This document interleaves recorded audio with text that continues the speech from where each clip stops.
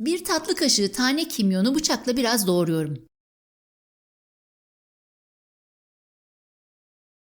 Yıkayıp uç kısımlarını kestiğim 2 tane kerevizi bıçakla tıraşlayarak soyacağım. Kerevizlerden biri büyük, biri küçüktü. Yaklaşık 750 gram geldiler. Kalan kabukları da bıçakla soyar gibi kesiyorum. Dilimler halinde doğruyorum önce tümünü. Dilimlerin kalınlığı yaklaşık 2 santim gibi, baş parmağım kadar diyebilirim. Sonra yine aynı ölçüde, yani 2 santim olacak şekilde şeritler halinde kesiyorum. Şimdi de son olarak küpler haline getiriyorum. Kesme şeker boyutunda gibi düşünebiliriz.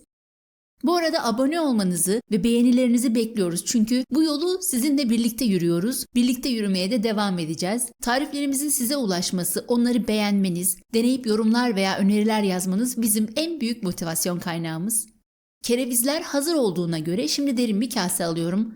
Biraz önce doğradığım tane kimyonları ve 1 çay kaşığı tuzu koyuyorum. Bolca tane karabiber çekiyorum içine.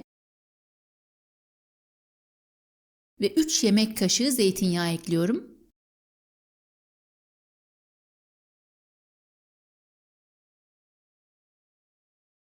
Kerevizleri de koyup güzelce karıştıracağım.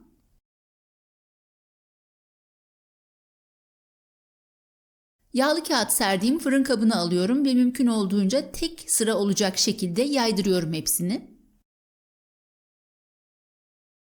Bir tane kırmızı soğanı piyazlık doğrayacağım. Ancak burada çok ince kesmemeye dikkat etmek gerekiyor. Yoksa sivri kalan uçlar fırında yanabilir. Soğanları da demin kereviz için kullandığım kaseye alıyorum. İçinde kalan baharatları yeterli. Sadece 1 kaşık zeytinyağı ekleyeceğim. Bunu da karıştırıyorum ve kerevizlerin üzerine yayıyorum. 220 derece önceden ısıtılmış fırında önce bir 15 dakika pişireceğim.